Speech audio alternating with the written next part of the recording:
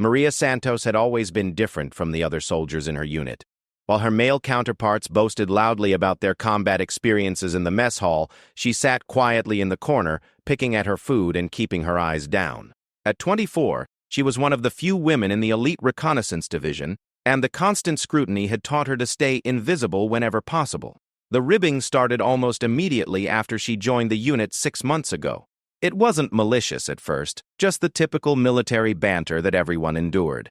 But when Maria remained silent about her previous deployments, the jokes began to take on a sharper edge. Her squad mates would nudge each other and whisper about the quiet girl who probably hadn't seen real action. They called her Ghost behind her back, not because she was skilled at stealth, but because she seemed to disappear whenever war stories were being shared. Staff Sergeant Mike Rodriguez was the worst of them, a barrel-chested man from Texas with 3 tours under his belt. He took particular pleasure in questioning Maria's credentials. During training exercises, he would make loud comments about how some people got promoted without earning it. When Maria scored higher than him on the rifle range, he dismissed it as beginner's luck and suggested she probably couldn't handle herself in a real firefight. The breaking point came during a particularly brutal evening in the barracks.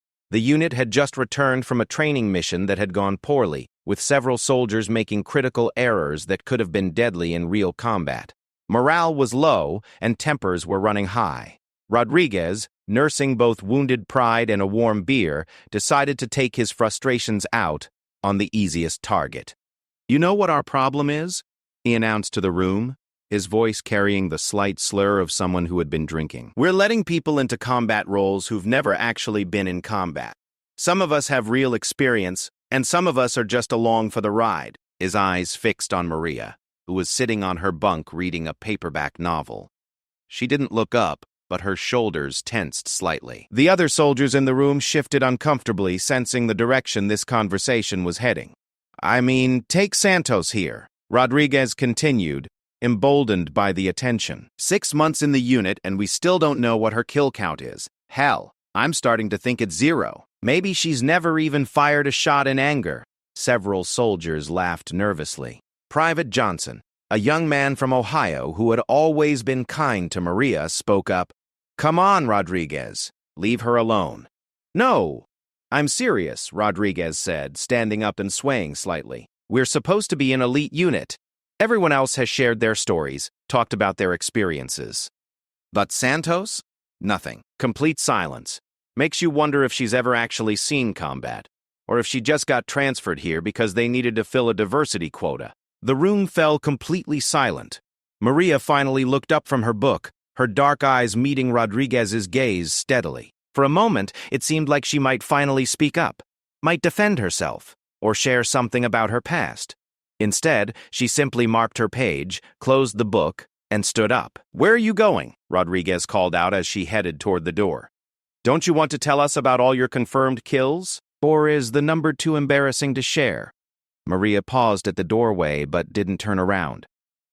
"Some things are better left unsaid, Rodriguez," she said quietly, her voice barely audible over the hum of the air conditioning. Then she was gone, leaving behind a room full of uncomfortable soldiers and one very smug staff sergeant. The teasing continued over the following weeks, growing more persistent and more cruel. Rodriguez had found a weakness he could exploit, and he pressed his advantage whenever possible. He would ask Maria direct questions about her combat experience during briefings, forcing their commanding officer to redirect the conversation. He would make jokes about her mysterious past and suggest that maybe she was actually a clerk who had been mistakenly assigned to their unit. Other soldiers began to join in, some out of genuine curiosity, and others simply to fit in with the group dynamic. They would place bets on whether Maria had ever killed anyone, with most putting their money on 0. The nickname Ghost evolved into Goose Egg, a reference to her presumed kill count. Even some of the soldiers who felt bad about the harassment couldn't help but wonder if Rodriguez might be right. Maria's silence was unusual in a unit where sharing war stories was as common as breathing.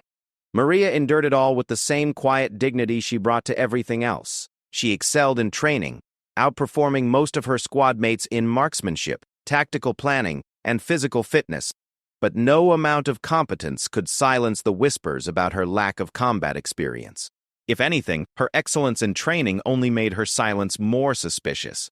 Surely someone with real battlefield experience would be eager to prove their worth with stories and statistics. The situation reached a new low during a unit barbecue held on base. The soldiers were relaxing for the first time in weeks, enjoying grilled burgers and cold beer under the desert sun. Families had been invited, and many of the soldiers' wives and children were present. It should have been a pleasant evening, but Rodriguez couldn't let the opportunity pass.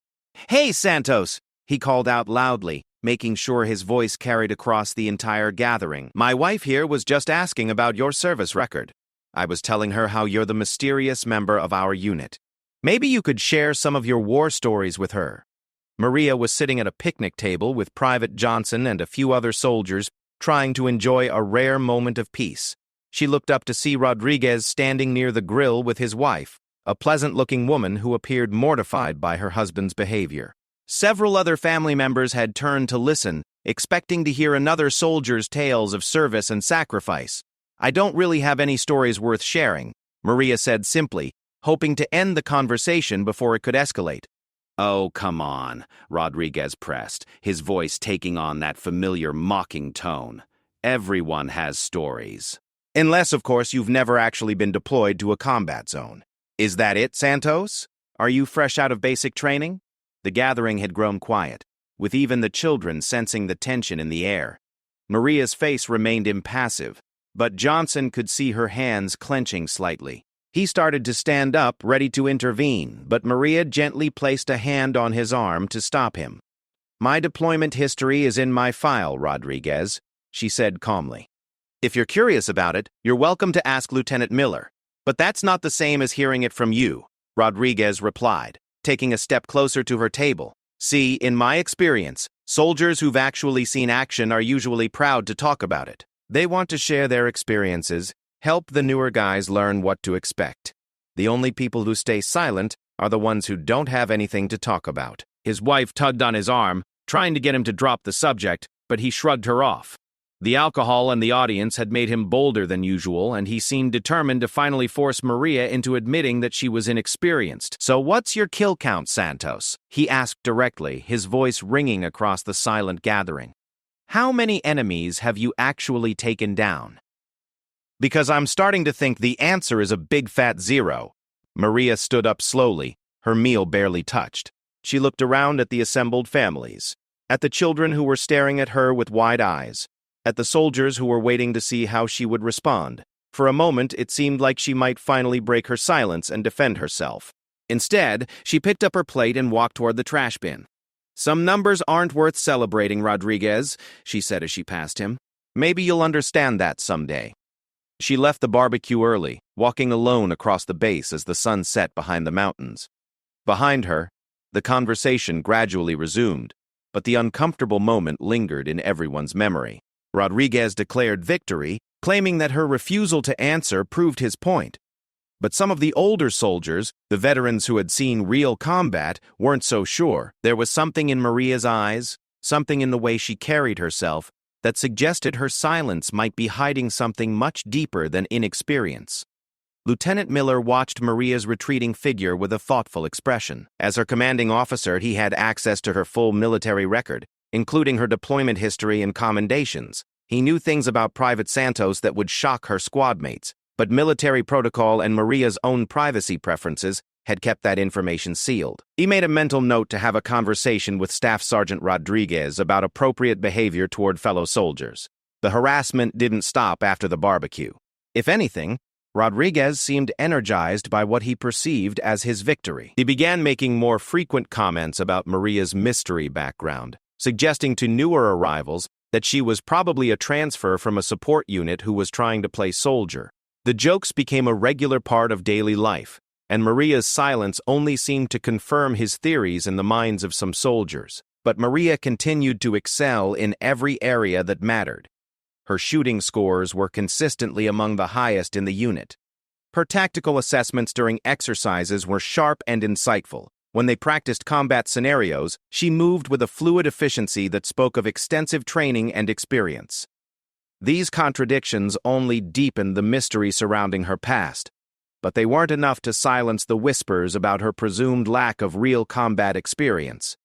The truth was that Maria Santos carried secrets that would have silenced her tormentors immediately. Her personnel file, locked away in Lieutenant Miller's office, told a story of extraordinary service and sacrifice. But for reasons known only to her and her commanding officers, she had chosen to keep that story to herself. The weight of her actual experiences had taught her that some achievements were too painful to celebrate, and some memories too heavy to share casually over dinner in a mess hall. As the weeks passed and the harassment continued, Maria began to withdraw even further. She spent her off-duty hours alone, either reading in her bunk or taking long walks around the perimeter of the base. She performed her duties with the same quiet excellence she always had, but the joy seemed to have gone out of her service. The constant questions about her kill count and combat experience were wearing her down, even though she refused to show it. Private Johnson, who had appointed himself as Maria's unofficial defender, tried repeatedly to get her to open up about her past. He could see that the harassment was affecting her, and he believed that if she would just share a few stories about her previous deployments, the other soldiers would back off and show her the respect she deserved.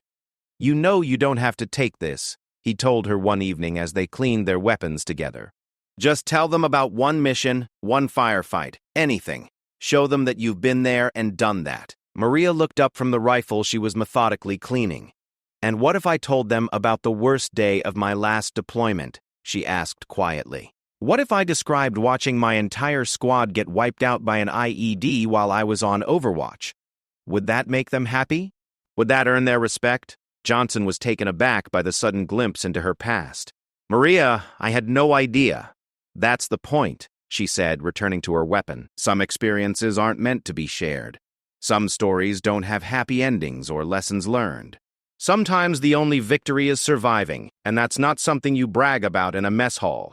It was the most she had ever revealed about her previous service, and it left Johnson with more questions than answers. But it also gave him a new understanding of why she remained silent. The harassment from Rodriguez and the others wasn't just annoying or unfair. It was actively painful for someone who had clearly seen more combat than any of them realized. The stage was being set for a confrontation that would change everything. Maria's secrets were becoming harder to keep as the pressure mounted from her squadmates. Lieutenant Miller was growing increasingly concerned about the unit's cohesion and Rodriguez's behavior, and somewhere in the chain of command above them all, decisions were being made that would soon bring Maria's carefully guarded past into the harsh light of present reality. The military operates on a complex system of protocols and classifications, where information flows up and down the chain of command according to strict rules and regulations. What the soldiers in Maria's unit didn't understand was that some service records are sealed for reasons that go far beyond simple privacy. Some soldiers carry classifications and experiences that can only be revealed under specific circumstances, by specific people, with specific authorization. Maria Santos was one of those soldiers. Her silence wasn't born of inexperience or shame. It was born of training, of legal obligations, and of psychological necessity. The jokes about her kill count weren't just cruel. They were tragically ironic. But the truth would soon emerge in a way that none of them expected, brought to light by events that were already in motion far above their pay grade. 3 weeks after the barbecue incident, the harassment reached a new level of intensity. Rodriguez had recruited several newer soldiers to his cause, convincing them that Maria's presence in their elite unit was somehow diminishing their own accomplishments. The morning briefings became exercises in psychological warfare, with pointed questions and snide comments designed to expose what Rodriguez was convinced was Maria's complete lack of combat experience. Specialist Torres, a young soldier fresh from his first deployment, had become one of Rodriguez's most enthusiastic followers. During weapons maintenance on a particularly hot Tuesday morning, he decided to push the envelope further than anyone had before. "You know what I think," Torres announced loudly, making sure his voice carried across the armory where most of the unit was working. "I think Santos here has never even fired her weapon outside of training. I bet she's one of those soldiers who freezes up the first time bullets start flying." Maria continued cleaning her sidearm without looking up, her movements steady and methodical. She had learned to tune out most of the commentary, but Torres wasn't finished. "In fact," he continued, emboldened by the snickers from some of the other soldiers. I bet she's never even been shot at. Probably spent her whole deployment sitting in an air-conditioned office somewhere, filing paperwork and pretending to be a real soldier. This time, Maria's hands paused for just a moment before resuming their work. Private Johnson, who was sitting nearby, saw the slight tremor in her fingers and recognized it as a warning sign. "Torres, just drop it," Johnson said firmly. "You don't know what you're talking about." "Oh, I think I do," Torres replied, feeling confident with Rodriguez nodding encouragement from across the room. See, real soldiers don't hide their service records. Real soldiers are proud of what they've accomplished. The fact that Santos won't even give us a number tells us everything we need to know. Rodriguez decided to add fuel to the fire. Torres is right. In all my years of service, I've never met a combat veteran who was shy about their achievements. Unless, of course, they don't have any achievements to be proud of. The conversation was attracting attention from soldiers throughout the armory. Even Sergeant Williams, who usually stayed out of such discussions, found himself listening. There was something building in the air, a tension that felt different from the usual ribbing that went on between soldiers. Maria stood up slowly, her weapon cleaned and reassembled. She holstered it with practiced efficiency and turned to face Torres directly. The young soldier felt a momentary chill at the look in her eyes, but Rodriguez's presence gave him courage. "So what is it, Santos?" Torres pressed. "What's your kill count? Come on, just give us a number. If it's 0, just say 0. We won't judge you." The lie hung in the air like smoke. Everyone in the room knew that they absolutely would judge her, that a confession of inexperience would make the harassment even worse. But Torres had painted himself into a corner now, and backing down would make him look weak in front of the other soldiers. Maria studied his face for a long moment, her dark eyes unreadable. When she spoke, her voice was so quiet that everyone had to strain to hear her. "You really want to know?" she asked. The question caught Torres off guard. After months of silence, he hadn't expected her to engage at all. "Yeah," he said, trying to sound confident. "We all want to know. Just give us a number." 37, Maria said simply. The number fell into the silence like a stone into still water. For a moment, nobody moved. Then, Torres let out a harsh laugh. 37? Come on, Santos. If you're going to lie, at least make it believable. 37 kills? What are you, some kind of action movie hero? Rodriguez joined in the laughter. That's ridiculous. Even our best snipers don't have numbers like that. You're telling us that little quiet Santos over there has more confirmed kills than most of us put together? Other soldiers began to chuckle and shake their heads. The number was so far outside what they expected that it seemed like an obvious fabrication. Maria watched their reactions with the same emotionless expression she wore during target practice. "You asked for a number," she said calmly. "I gave you a number." "Yeah, and it's complete bullshit," Torres said, his confidence returning. "Nobody's going to believe that you've killed 37 people. That's Special Forces level stuff, and you're clearly not Special Forces material." Rodriguez stepped forward, sensing an opportunity to definitively expose what he saw as Maria's deception. "Okay, Santos, let's say for a minute that we believe this ridiculous number. Tell us about it. Give us some details. How did you rack up 37 kills? Where were you deployed? What unit were you with?" Maria's jaw tightened almost imperceptibly. "I already told you. Some things are better left unsaid." No, Rodriguez said, waving his finger. "You don't get to drop a number like that and then refuse to back it up. If you've really killed 37 people, then you should be able to tell us about it. Where did it happen? How did it happen? What were the circumstances?" The questioning was becoming more aggressive, with several soldiers now surrounding Maria. She looked around at their faces, seeing skepticism, amusement, and in some cases, outright hostility. These were her teammates, the people she was supposed to trust with her life, and they were treating her like she was some kind of fraud. "I was a designated marksman," she said finally, her voice barely above a whisper. "Long-range reconnaissance and elimination. 18-month deployment in Afghanistan," Torres snorted. "Designated marksman? Come on. If you were really a sniper with 37 kills, we would have heard about it. That kind of record doesn't stay secret." "Some records do stay secret," Maria replied, "especially when they involve classified operations." Rodriguez laughed outright. Classified operations. Now you're really reaching. What's next? Are you going to tell us you were CIA? Maybe Delta Force? Come on, Santos. Just admit that you made up the number and we can all move on. The circle of soldiers was getting tighter now, their voices growing louder and more aggressive. Maria could feel the walls closing in, the carefully maintained barriers around her past beginning to crumble under the pressure. She had tried to keep her secrets buried, but her tormentors weren't going to let her retreat into silence again. Prove it, Torres demanded. If you've really killed 37 people, prove it. Show us some documentation, some medals, something that backs up your story. I can't, Maria said, and immediately regretted the admission. Can't or won't? Rodriguez pressed. Because it sounds to me like you can't prove it because it never happened. You made up the number because you thought it would shut us up. But you picked a number that's so ridiculously high that nobody believes it. The laughter was spreading now, with more soldiers joining in. Even some who had previously stayed neutral were shaking their heads at what they saw as an obvious lie.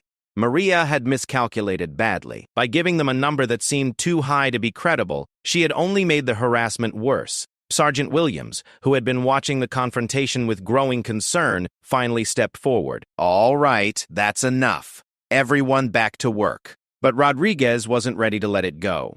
Come on, Sarge. This is important. We need to know what kind of soldiers we're serving with. If Santos here is making up stories about her combat record, that's something we need to address. Williams looked uncomfortable. As a senior NCO, he had access to more information than the enlisted soldiers, but he also had strict guidelines about what he could and couldn't share. Rodriguez, I said that's enough. Drop it. But Sarge, that's an order, Staff Sergeant. The authority in Williams' voice cut through the laughter and chatter. Rodriguez looked like he wanted to continue the confrontation, but military discipline won out. He stepped back, but his expression made it clear that he wasn't finished with Maria. As the soldiers began to disperse back to their duties, Torres couldn't resist one final shot. Nice try, Santos, he called out. But next time, you want to make up a kill count. Maybe pick a number that's actually believable. Maria stood alone in the center of the armory, surrounded by the echoes of laughter and disbelief. The admission she had hoped would end the harassment had instead made it infinitely worse. Now, she wasn't just the quiet soldier with no combat experience. She was the quiet soldier who lied about having combat experience. Johnson approached her cautiously, his face full of concern. Maria, what the hell was that about? 37 kills? I mean, I believe you've seen combat, but that number? Maria looked at him with eyes that held depths of pain he couldn't begin to understand. What do you want me to say, Johnson? That I made it up? That Rodriguez is right, and I'm just some paper pusher who got lucky with a transfer? No, but... The number is what it is, Maria said quietly. Whether anyone believes it or not, doesn't change what happened.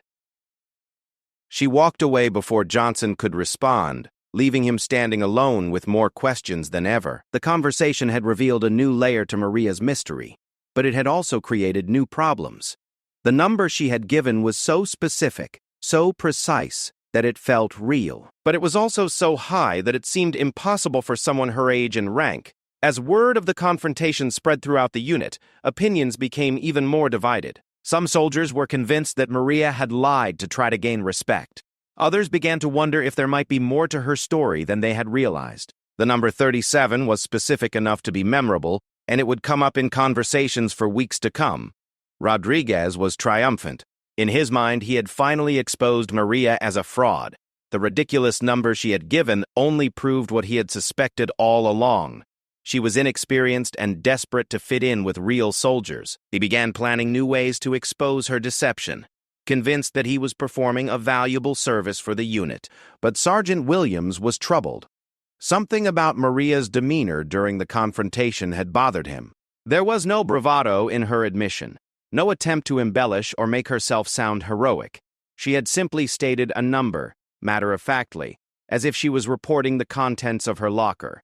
It was the way a real soldier might report real statistics, without emotion or pride. That evening, Williams made a decision that would change everything. He walked to Lieutenant Miller's office and knocked on the doorframe. "Sir, do you have a minute? I need to ask you something about Private Santos. Miller looked up from the paperwork scattered across his desk. He had been expecting this conversation for weeks. Come in, Sergeant. Closed the door. Williams entered and took a seat across from his commanding officer. Sir, there was an incident today in the armory. Some of the soldiers were pressuring Santos about her combat record, and she gave them a specific number. 37 confirmed kills. Miller's pen stopped moving across the page. He set it down carefully and looked up at Williams with new attention. She said 37? Yes, sir. Exactly 37. The other soldiers think she made it up because it sounds too high to be believable. Rodriguez and Torres are treating it like some kind of joke, but something about the way she said it. Williams paused. Sir, is there something in Santos's file that I should know about?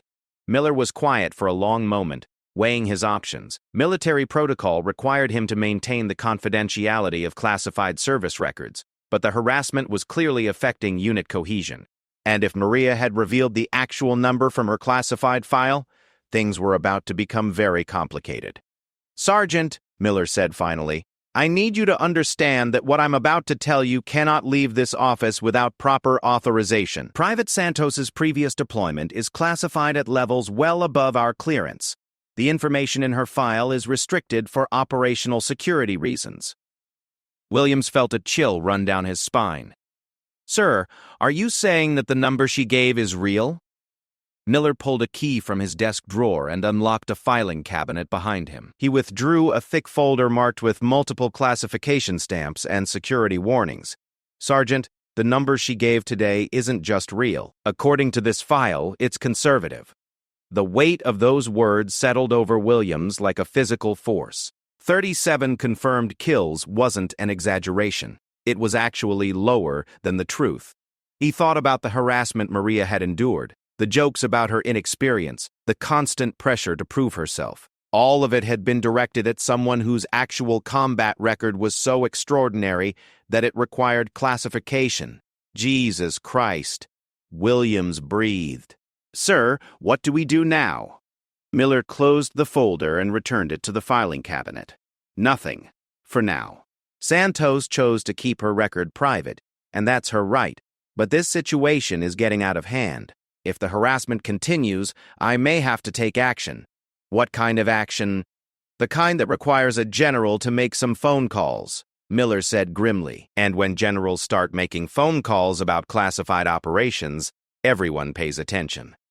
Outside the lieutenant's office, the base continued its nightly routine. Soldiers finished their duties and headed to the mess hall for dinner. But in the armory and the barracks, conversations continued about Maria Santos and her impossible claim. The number 37 had become a joke, a punchline to be shared whenever someone wanted to mock military braggarts. None of them realized that they were laughing at one of the most decorated combat veterans on the entire base. None of them understood that the quiet woman they dismissed as inexperienced had a service record that would make seasoned Special Forces operators take notice. And none of them knew that their constant harassment was about to attract the attention of people in the military hierarchy who had the power to change their lives forever. The stage was set for a reckoning that would expose truths none of them were prepared to handle. Lieutenant Miller spent the next 2 days wrestling with his decision. The harassment of Private Santos had escalated beyond normal military hazing into something that was actively damaging unit cohesion and morale. After the armory incident, the jokes about her imaginary kill count had spread throughout the entire company. Soldiers from other units were now approaching Miller's men to ask about the wannabe sniper who claimed to have 37 kills. The situation came to a head on Thursday morning when Miller received an unexpected visit from Captain Reynolds, the company commander. Reynolds was known for his hands-off management style, preferring to let his lieutenants handle their own units unless a problem became too serious to ignore. His presence in Miller's office meant that word of the Santos situation had reached the command level. "Lieutenant," Reynolds said, closing the door behind him, "I've been hearing some interesting stories about one of your soldiers. Something about inflated kill counts and unit morale issues?" Miller straightened in his chair. "Yes, sir. Private Santos has been experiencing some harassment from her squad mates regarding her previous deployment record. Yesterday, she disclosed information that the other soldiers find hard to believe." "What kind of information?" She claimed 37 confirmed kills, sir, from her previous deployment. Reynolds raised an eyebrow. That's quite a claim for a soldier her age. What's in her personnel file? Miller hesitated. He had reviewed Maria's classified file multiple times since their conversation, and each reading left him more convinced that his unit had been unknowingly tormenting a genuine war hero. But protocol required careful handling of classified information, even among officers. Sir, I think you should review her file yourself. There are classification issues that need to be considered. Reynolds studied Miller's expression and didn't like what he saw. An experienced officer himself, he recognized the look of someone who had discovered something significant and troubling. Lieutenant, pull Santos's complete service record. I want to see everything. Training records, deployment history, commendations, the works. Have it on my desk by 1400. Yes, sir. After Reynolds left, Miller faced a dilemma. Maria's file contained information that was classified well above both his and Reynolds' security clearance. Accessing the complete record would require approval from higher command, which would inevitably draw attention from people who might prefer that Maria's past remain buried. But the harassment had created a situation that demanded resolution, and Miller was running out of options. He placed a secure call to the base personnel office and requested Maria's complete service jacket. The conversation that followed was unlike any he had experienced in his military career. Lieutenant Miller? The voice on the other end belonged to Master Sergeant Collins, a career personnel specialist who had seen thousands of service records pass across his desk. You're requesting the complete file for Private Santos, including classified annexes? That's correct, Master Sergeant. There was a long pause. Sir, I have to ask, is Private Santos in some kind of trouble? Because her file has some unusual flags on it. Miller felt his stomach tighten. What kind of flags? The kind that require notification up the chain of command whenever anyone requests access. Sir, are you sure you want to proceed with this request? The implications were becoming clear. Maria's service record wasn't just classified. It was protected by protocols that would alert senior officers whenever someone tried to access it. Opening that file would set off alarms all the way up to the Pentagon. Master Sergeant, there's a situation involving unit morale and harassment that requires command attention. The soldier in question has made claims about her combat record that need verification. Understood, sir. But I have to warn you, once I process this request, a lot of people are going to want to know why you're asking questions about Private Santos. Her file is what we call a hot-button record. Miller made his decision. Process the request, Master Sergeant. Send the complete file to Captain Reynolds by 1400. Yes, sir. And Lieutenant? You might want to prepare for some phone calls. 3 hours later, Captain Reynolds was staring at Maria Santos's service record with a mixture of shock and disbelief. The file that Master Sergeant Collins had delivered was unlike anything he had seen in 15 years of military service. It contained operational reports that were heavily redacted, commendation letters from general officers he recognized by name, and a deployment summary that read like something from a classified military thriller. The number 37 wasn't just accurate. According to the detailed operational reports, it was actually low. Maria's confirmed kill count stood at 43, with an additional 16 probable kills that couldn't be independently verified. She had served as a designated marksman with a special operations unit whose very existence was classified. Her deployment had lasted 18 months, during which she had participated in operations that were still considered too sensitive for general military knowledge. Reynolds was still processing the information when his secure phone rang. The voice on the other end made his blood run cold. Captain Reynolds? This is Colonel Martinez from Special Operations Command. I understand you've requested access to classified personnel records for Private Maria Santos. Reynolds felt sweat begin to form on his forehead. Full colonels from SOCOM didn't make personal phone calls unless something was seriously wrong. Yes, sir. We have a situation involving potential harassment and unit morale issues. Captain, I'm going to be very clear with you. Private Santos's previous deployment involved operations that remain classified at the highest levels. The information in her file is restricted not just for operational security, but for her personal protection. Now, what exactly is this situation you're dealing with? Reynolds explained the harassment Maria had endured, the constant pressure to reveal her combat experience, and her eventual disclosure of a kill count that her squad mates refused to believe. As he spoke, he could hear the colonel's breathing becoming more controlled, which he recognized as a sign of barely contained anger. Let me make sure I understand this correctly, Captain. Your soldiers have been harassing one of our most decorated combat veterans because they think she's inexperienced, and when she finally told them the truth, they accused her of lying. That appears to be the situation, sir. Jesus Christ. The colonel's voice was quiet, but Reynolds could hear the fury underneath. Captain, do you have any idea what this woman has been through? Do you understand what kind of operations she was involved in? Reynolds looked down at the file spread across his desk. Even with the heavy redactions, enough information remained to paint a picture of extraordinary service under incredibly dangerous conditions. Sir, I'm beginning to understand that we may have seriously underestimated Private Santos. Underestimated? Colonel Martinez's voice rose slightly. Captain Private Santos single-handedly held off a Taliban assault for 6 hours, while her team evacuated wounded civilians from a hospital compound. She spent 3 weeks behind enemy lines, providing reconnaissance that prevented a major terrorist attack. The woman has been shot twice, blown up once, and has more combat decorations than most soldiers see in an entire career. The weight of the colonel's words settled over Reynolds like a physical force. The quiet soldier who had endured months of harassment about her inexperience was actually one of the most combat-tested veterans in the entire military. Sir, what are your orders? My orders are simple, Captain.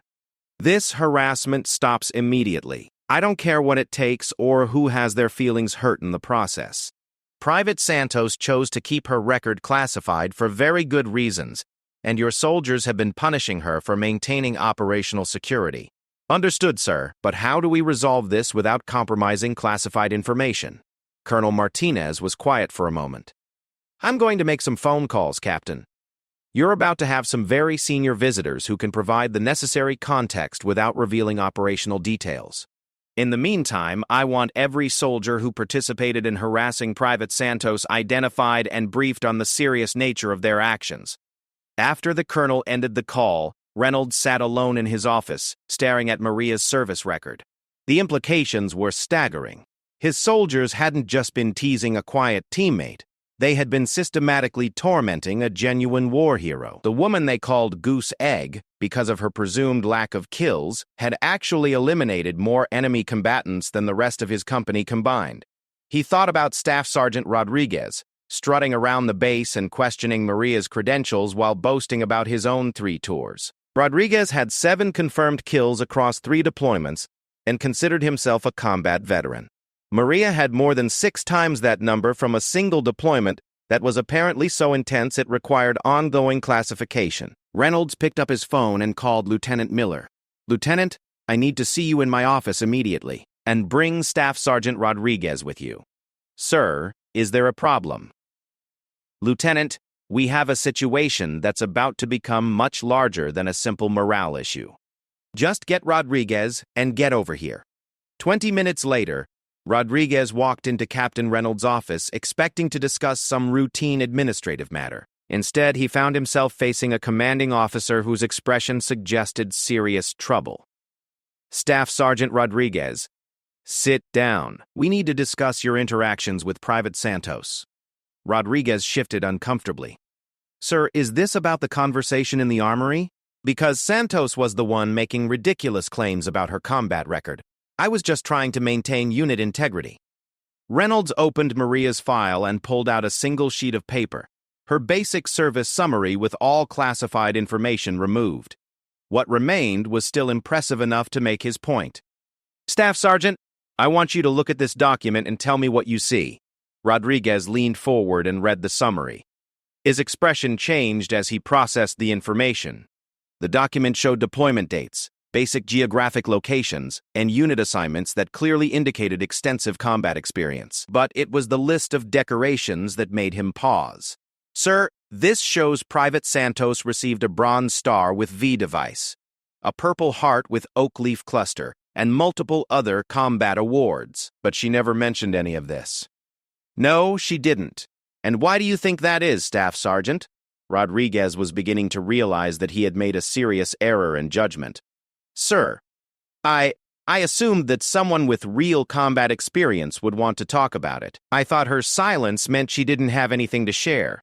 Staff Sergeant, some soldiers don't talk about their combat experience because it's too painful to relive. Others don't talk about it because it's classified. And some don't talk about it because they've learned that true combat isn't something to brag about."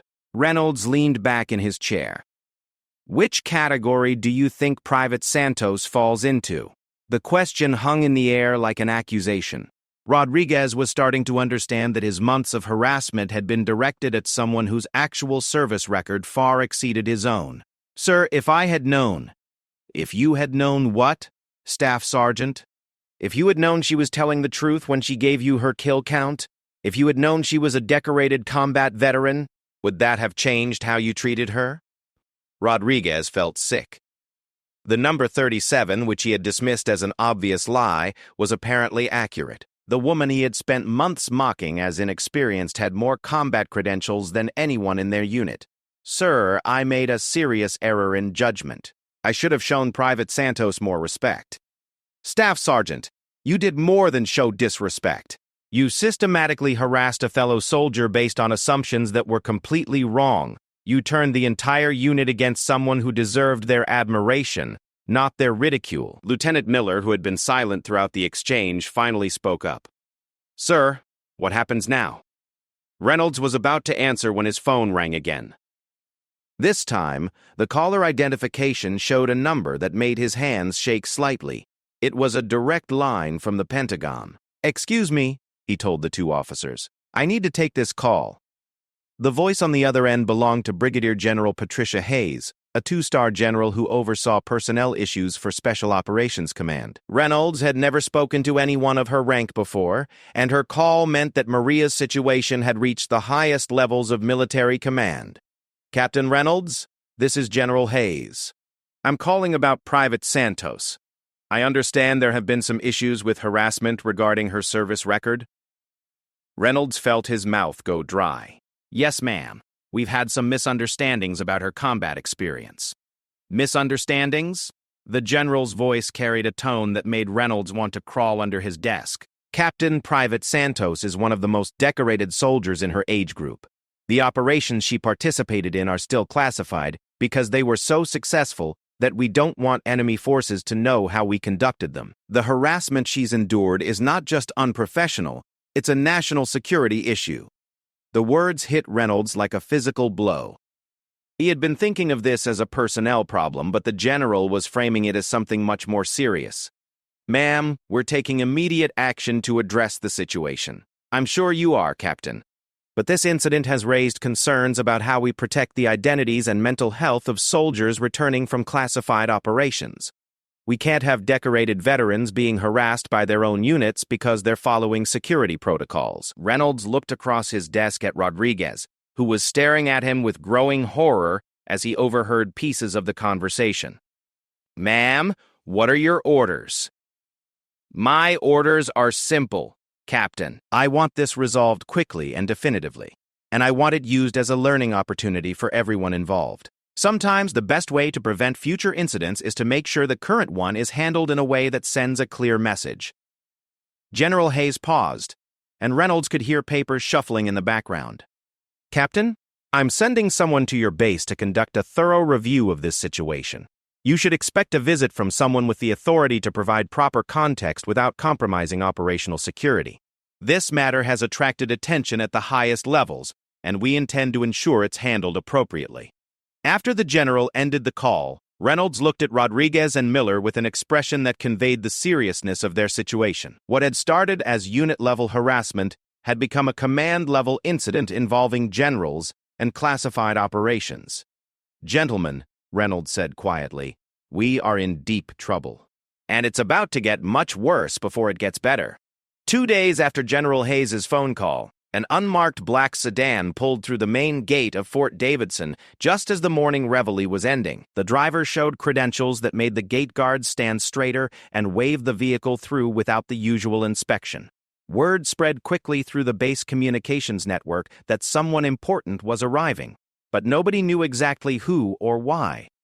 Major General Robert Clayton stepped out of the sedan wearing his dress uniform adorned with ribbons that told the story of a distinguished 30-year career. At 55, he carried himself with the confident bearing of someone who had commanded soldiers in combat and earned their respect through competence rather than rank alone. His presence on Fort Davidson was unusual enough to attract attention, but his destination was even more significant. Clayton had personally flown in from Washington, D.C. to handle the Santos situation, which told everyone involved that this had become much more than a routine personnel matter. As the Deputy Commander of Special Operations Personnel Management, he had oversight of classified service records and the authority to declassify information when operational security permitted. More importantly, he had worked directly with the unit that Maria Santos had served with during her deployment. Captain Reynolds met the general at the base headquarters, his dress uniform hastily assembled and his nerves barely under control. He had spent the previous 48 hours reviewing every aspect of his command, looking for additional problems that might surface during what was clearly going to be a thorough investigation.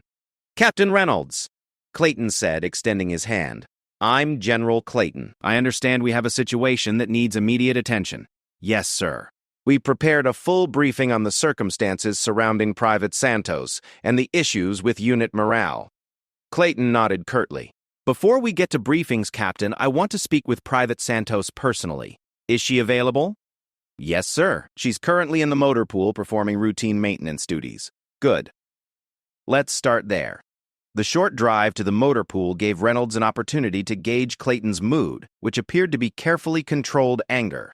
The general asked pointed questions about unit leadership, training protocols, and the specific individuals involved in harassing Maria. His responses to Reynolds' answers were minimal, but his expressions conveyed volumes about his opinion of how the situation had been handled.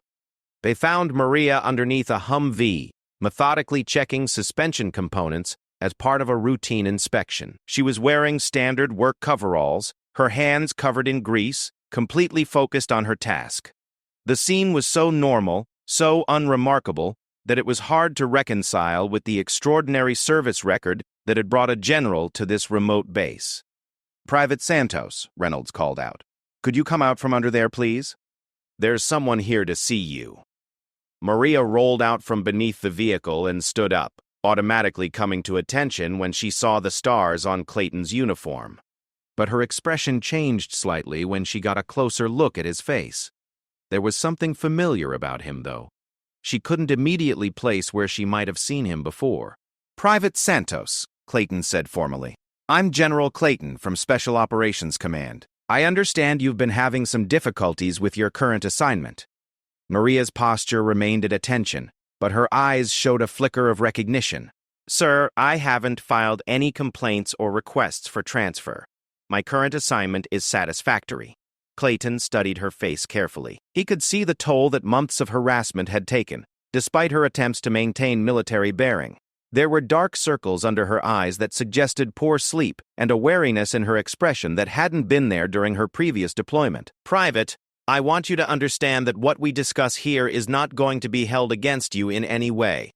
I'm here because your situation has attracted attention at the highest levels of command. Can you tell me about the issues you've experienced with your unit?" Maria glanced at Captain Reynolds, then back at Clayton. Military protocol required her to be honest with a superior officer, but she had spent months trying to avoid drawing attention to the harassment. "Sir, there have been some misunderstandings about my previous deployment. Some soldiers have questioned my experience level." "Questioned how?"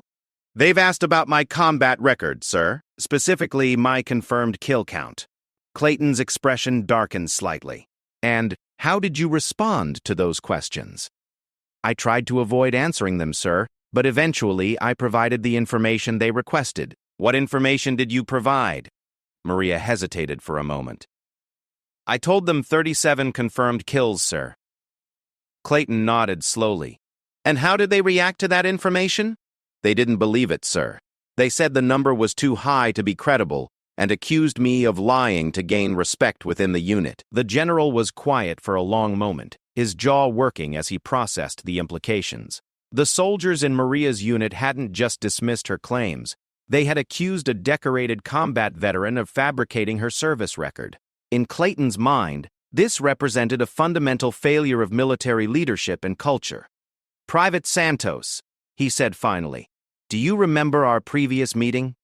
Maria's eyes widened slightly as the recognition clicked into place. "Sir, you were at the debriefing after Operation Silent Thunder. You presented our unit with commendations." "That's correct. I was there when you received your Bronze Star with V device. I also signed the paperwork for your Purple Heart." Clayton paused. "And I was there when your team leader recommended you for promotion, based on your actions during that 18-month deployment." Captain Reynolds felt his stomach drop. The general wasn't just reviewing Maria's case from a distance. He had personal knowledge of her service and had been directly involved in recognizing her achievements. This was much worse than he had imagined. "Private," Clayton continued, "your service during Operation Silent Thunder was exemplary. The operations you participated in saved American and Allied lives, and your actions under fire were nothing short of heroic. The fact that you've been harassed by your own unit for maintaining operational security is unacceptable." Maria's military composure began to crack slightly. For months, she had endured constant questioning and mockery, unable to defend herself without violating security protocols. Having a general officer publicly acknowledge her service was more validation than she had received since joining her current unit. "Sir," she said quietly, "I just tried to do my job, and you did it exceptionally well," Clayton replied. "Which is why what's happened here is so troubling." He turned to Captain Reynolds. "Captain, I want to address this unit as a whole. Assemble everyone who has been involved in questioning Private Santos's service record. I want them in the main briefing room in 30 minutes. Should I include everyone, Captain? Every soldier who participated in harassing Private Santos, every soldier who stood by and watched it happen, and every leader who failed to stop it. This is going to be a learning experience for the entire unit." As Reynolds hurried away to assemble the soldiers, Clayton remained with Maria in the motor pool. For the first time since arriving on base, his expression softened slightly. "Private, I want you to know that what you've endured here is not acceptable. Military culture depends on soldiers respecting each other's service, especially when that service involved classified operations that can't be discussed freely." Maria nodded but remained silent. "I also want you to know that your decision to keep your service record confidential was correct. The operations you participated in are still classified because they were so successful that revealing details could compromise future missions. Your silence wasn't weakness, it was professionalism." "Thank you, sir." Clayton looked around the motor pool, taking in the routine maintenance activities that surrounded them. "Tell me honestly, Private, how has this situation affected your desire to continue serving?" The question hit closer to home than Maria wanted to admit. The constant harassment had made her question whether she wanted to remain in the military despite her love for serving her country. The isolation and mockery had worn down her enthusiasm for what had once been her chosen career. "Sir, there have been times when I've considered whether military service is still the right path for me," she said carefully. Clayton's expression hardened again. The military couldn't afford to lose soldiers like Maria Santos because of the ignorance and poor leadership of their peers. Her skills and experience were too valuable to waste, and her treatment represented a failure of the entire chain of command. "Private, I want you to understand something. The military needs soldiers like you. Your experience, your skills, and your professionalism are exactly what we should be developing in our forces. The fact that your unit has made you question your future service is a failure on our part, not yours." 30 minutes later, the main briefing room at Fort Davidson was packed with soldiers who had no idea why they had been suddenly assembled.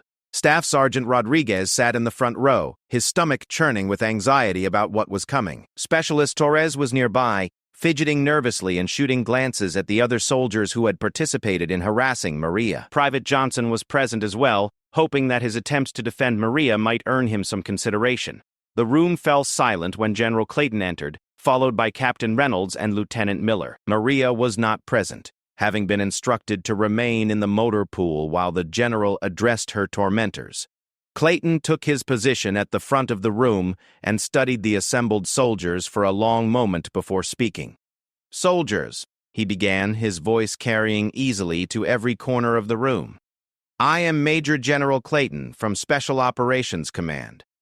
I'm here because of a serious failure in military professionalism that has occurred within this unit. The tension in the room was palpable. Soldiers exchanged nervous glances, trying to guess which of their recent actions might have attracted the attention of a general officer. Over the past several months, Clayton continued, members of this unit have engaged in systematic harassment of a fellow soldier. This harassment was based on incorrect assumptions about her combat experience and her right to maintain the confidentiality of classified operations. Rodriguez felt sweat beginning to form on his forehead. The general's words were making it clear that this was about Maria Santos, and the tone suggested that their treatment of her was being viewed very seriously. I want to be absolutely clear about something, Clayton said, his voice rising slightly. The soldier you have been questioning, mocking, and harassing is one of the most decorated combat veterans I have ever had the privilege to command. Her service record includes operations that remain classified at the highest levels of government, and her actions under fire saved both military and civilian lives. The room was dead silent. Several soldiers looked like they wanted to sink through the floor as they realized the magnitude of their error. When Private Santos told you her kill count was 37, she was being conservative. Her actual confirmed kills number 43, with additional probable kills that couldn't be independently verified. She served as a designated marksman with a special operations unit whose very existence is classified.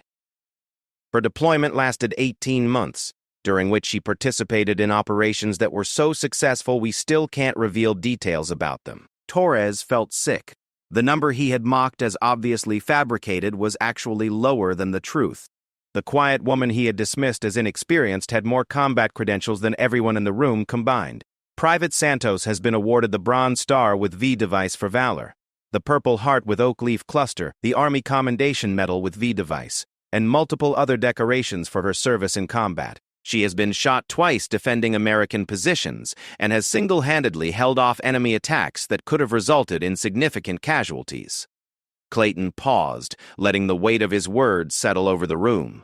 When he continued, his voice carried a note of personal disappointment. This soldier chose to keep her record confidential, not because she was ashamed of it, but because she was following security protocols designed to protect classified operations. Your response to her professionalism was to question her integrity, mock her service, and create a hostile environment that made her consider leaving the military. Rodriguez wanted to speak, to explain that they hadn't known, but Clayton wasn't finished. What makes this situation particularly troubling is that it represents a complete failure to understand what military service actually means. Real combat veterans don't always want to share their experiences. Many of our most decorated soldiers are reluctant to discuss the worst moments of their service, especially when those moments involve taking lives or watching friends die. The general's words were like hammer blows, each one driving home the severity of their actions. These soldiers had spent months tormenting someone who had sacrificed more for her country than any of them could imagine. Private Santos kept her silence because she understood something that apparently none of you did, that some experiences are too painful and too sensitive to share casually. Her restraint wasn't weakness, it was strength, professionalism, and respect for operational security. Clayton looked directly at Rodriguez. Staff Sergeant Rodriguez, stand up. Rodriguez rose on unsteady legs, his face pale and his hands trembling slightly. Staff Sergeant, you have 7 confirmed kills across 3 deployments. Is that correct? Yes, sir. And you questioned Private Santos's credibility when she claimed 37 kills? Rodriguez's voice was barely audible. Yes, sir. Staff Sergeant Private Santos has more than 6 times your combat experience from a single deployment that was more intense and dangerous than anything you've experienced. Yet you felt qualified to judge her credibility and question her service. The accusation hung in the air like a physical presence. Rodriguez had been exposed not just as wrong, but as arrogantly wrong about someone whose actual experience far exceeded his own. Specialist Torres, stand up. Torres rose slowly, his legs feeling weak beneath him. Specialist, you accused Private Santos of never firing her weapon outside of training. You suggested she had never been shot at and called her a fake soldier. Is that accurate? Yes, sir, Torres whispered.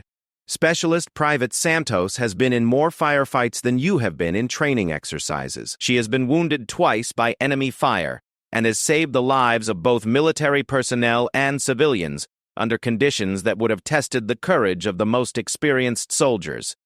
Clayton's voice rose again, filling the room with authority and anger. Every single one of you who participated in questioning Private Santos's service owes her an apology that you will never be able to adequately express. You took a decorated war hero and made her feel like an outcast in her own unit. You questioned the integrity of someone whose sacrifice and service exceed your own by orders of magnitude. The general paused, his eyes moving across every face in the room. This incident will serve as a permanent reminder about the importance of respecting fellow soldiers and understanding that not everyone's service record can or should be public knowledge. Some of our best soldiers carry secrets that they cannot and will not share, and it is your job to respect that silence rather than attack it. Clayton looked toward the door, his final words carrying the weight of absolute authority.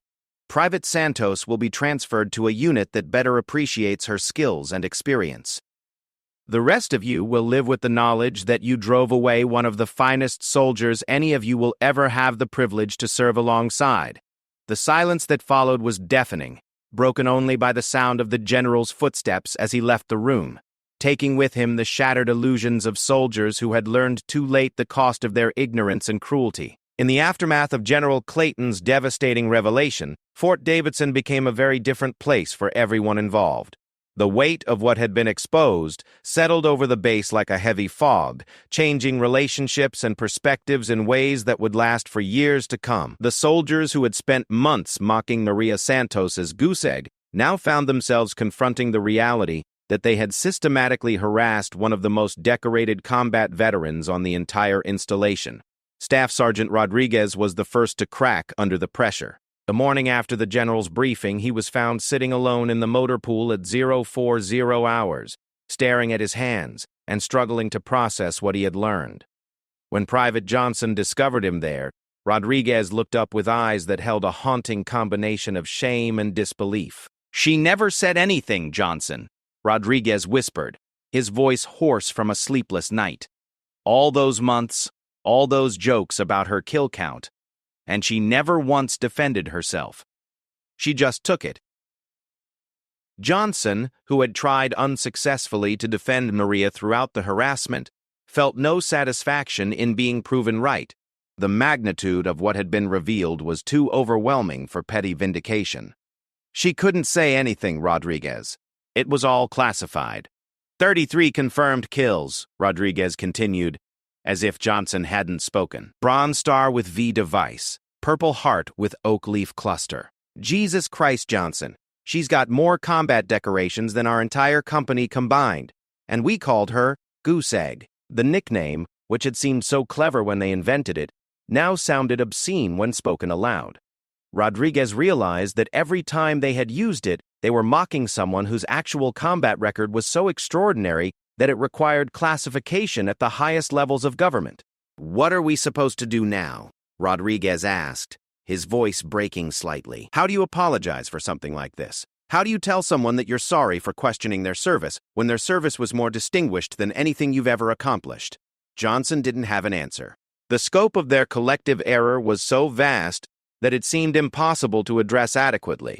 They had spent months attacking the very foundation of Maria's character, questioning her courage, her honesty, and her worth as a soldier.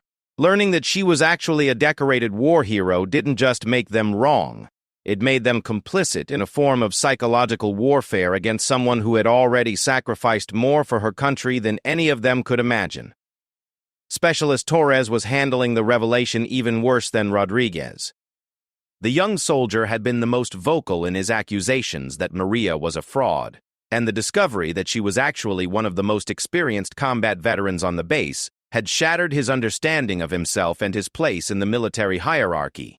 He had stopped eating regularly and was struggling to sleep, replaying every cruel comment he had made about someone whose actual combat experience dwarfed his own.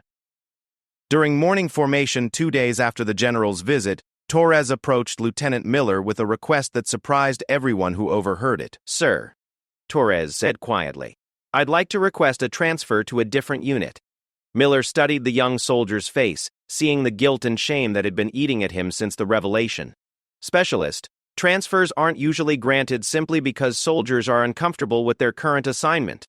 Sir, it's not about comfort. I can't serve effectively in a unit where I know what I've done to Private Santos.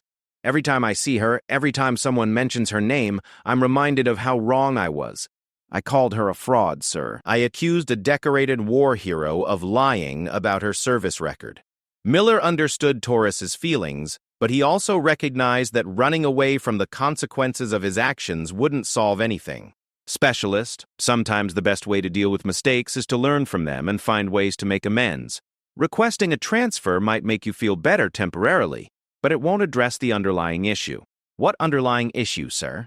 The fact that you made assumptions about a fellow soldier without having complete information. The fact that you participated in harassment without considering the possibility that your target might have valid reasons for her behavior. Those are character issues that will follow you to any unit you join. Torres looked down at his boots, unable to meet Miller's eyes. Sir, how do I fix something like this? How do I make up for months of treating someone like garbage when that person turned out to be everything I should aspire to become? It was a question that Miller himself had been wrestling with since the general's briefing. As Maria's direct supervisor, he bore responsibility for allowing the harassment to continue for as long as it had. He had suspected that there was more to her story than she was willing to share, but he had failed to protect her from the systematic cruelty of her own squadmates. Specialist, I think the first step is understanding why this happened. We made assumptions about Private Santos based on incomplete information and cultural biases about how combat veterans should behave. We expected her to boast about her achievements and share war stories, and when she didn't conform to our expectations, we assumed she had nothing to boast about. Miller paused, looking around at the other soldiers who were listening to the conversation with obvious interest. The truth is that many of our best soldiers don't talk about their worst experiences. Combat trauma, survivor's guilt, and classified operations all create situations where silence is more appropriate than sharing. We should have recognized that Private Santos's reluctance to discuss her deployment might indicate experiences too painful or too sensitive to share casually. The conversation was interrupted by the arrival of Captain Reynolds, who had been dealing with the fallout from the general's visit for the past 2 days. Reynolds had received multiple calls from higher command asking pointed questions about his unit's leadership and training protocols. The Maria Santos incident had become a case study in how not to manage personnel with classified backgrounds, and Reynolds was feeling the heat from officers who outranked him by several levels. Gentlemen, Reynolds said, approaching the group, I've just received word from General Clayton. Private Santos will be transferred to a new assignment next week. Her new unit is specifically designed for soldiers with her background and experience level. The news hit the assembled soldiers like a physical blow. They had known that Maria would likely be moved, but hearing it confirmed made the reality of their loss unavoidable. They were losing someone whose skills and experience could have made their entire unit better, and they were losing her because they had made her life miserable through their own ignorance and cruelty. Rodriguez stepped forward, his voice barely above a whisper. Sir, is there any way we can speak to Private Santos before she leaves? I know it doesn't change anything, but I need to apologize to her face. We all do. Reynolds considered the request carefully. Maria had been avoiding contact with her squad mates since the general's briefing, spending her duty hours focused on transfer preparations, and her off-duty time alone. She had every right to refuse to interact with the soldiers who had tormented her, and pushing for a confrontation might only cause her additional stress. I'll ask her, Reynolds said finally. But I want you all to understand that she has no obligation to accept your apologies or make you feel better about what happened. If she agrees to meet with you, it will be an act of grace that you don't deserve. That evening, Reynolds approached Maria as she was finishing her final equipment inventory in preparation for her transfer. She was methodically checking items off a list, her movements efficient and professional despite the emotional upheaval of the past week. Private Santos, Reynolds said. Some of your squad mates have requested an opportunity to apologize to you before you transfer. I wanted to check with you before arranging anything. Maria looked up from her checklist, her expression unreadable. Sir, what would be the purpose of such a meeting? Honestly, I think they need to face what they've done and try to make some form of amends. Whether that serves any purpose for you is something only you can decide. Maria was quiet for a long moment, considering the request.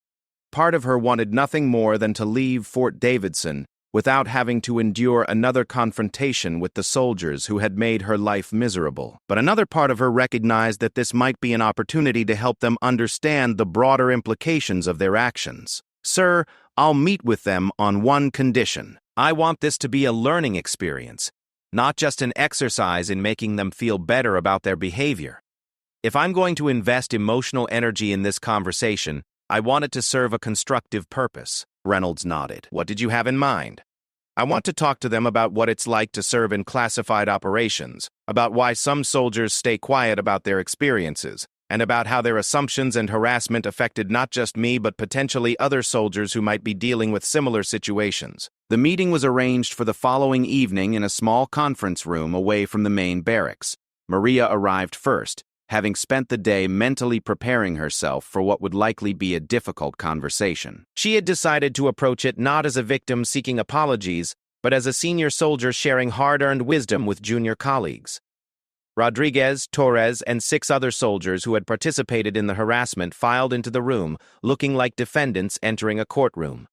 Their body language conveyed shame, nervousness, and uncertainty about how to conduct themselves in this unprecedented situation. They had spent months treating Maria as an inferior, and the revelation of her true background had completely inverted their understanding of the power dynamic between them. Private Johnson was also present, though his role in the harassment had been minimal and primarily consisted of failing to more actively defend Maria. He had asked to attend because he wanted to understand how he could better support fellow soldiers who might be dealing with similar situations in the future. Maria waited until everyone was seated before beginning to speak. When she did, her voice was calm and measured, without any trace of anger or resentment. "Before we start," she said, "I want you to understand that I'm not here to make you feel worse about what happened. You're all going to carry the memory of this incident for the rest of your military careers, and that's probably punishment enough. What I want to do is help you understand why it happened and how to prevent it from happening again." Rodriguez shifted uncomfortably in his seat. He had expected anger, recrimination, or at least cold formality. Maria's measured tone and constructive approach were somehow more unsettling than hostility would have been. "The first thing you need to understand," Maria continued, "is that military service creates a wide variety of experiences, and not all of them can or should be shared publicly. Some operations are classified for national security reasons. Others involve events that are too traumatic for casual conversation. And some soldiers simply prefer to keep their service experiences private for personal reasons." She paused, looking around the room at faces that were hanging on her every word. "When you encounter a soldier who won't discuss their deployment history, your first assumption should be that they have valid reasons for their silence. It should never be that they're trying to hide inexperience or inflate their credentials." Torres raised his hand tentatively. "Ma'am, how are we supposed to know the difference between someone who's being appropriately discreet and someone who actually doesn't have experience to share?" Maria considered the question carefully. "You don't need to know the difference, Torres. It's not your job to verify the combat credentials of every soldier you serve with. Your job is to evaluate them based on their current performance, their professionalism, and their contribution to the unit's mission." She gestured toward the window, beyond which the base's training areas were visible in the fading daylight. "If you had focused on how I performed in training exercises, how I scored on the rifle range, or how I conducted myself during briefings, you would have had a much more accurate assessment of my capabilities than you got from trying to extract war stories from me." Rodriguez finally found the courage to speak. "Ma'am, I owe you an apology that I know I can never adequately express. I questioned your service, your integrity, and your right to be in this unit. I was completely wrong about everything, and I'm sorry." Maria nodded acknowledgement but didn't immediately respond to the apology. Instead, she used it as a teaching moment. "Rodriguez, your apology is noted and appreciated. But I want you to think about why you felt entitled to question my service in the first place. What made you believe that you had the authority or the information necessary to make judgments about my combat experience?" The question hit Rodriguez like a physical blow. He realized that his harassment of Maria had been based not on any actual evidence of incompetence, but on his own assumptions about how combat veterans should behave, and his belief that his own experience gave him the right to judge others. Ma'am, I think I assumed that because I had been deployed multiple times, I knew what real combat experience looked like. I expected all combat veterans to act the same way, to share stories and compare experiences. When you didn't fit that pattern, I assumed something was wrong. That's exactly right, Maria said. You had a template in your mind for how a combat veteran should behave, and when I didn't fit that template, you assumed I was deficient rather than considering that you're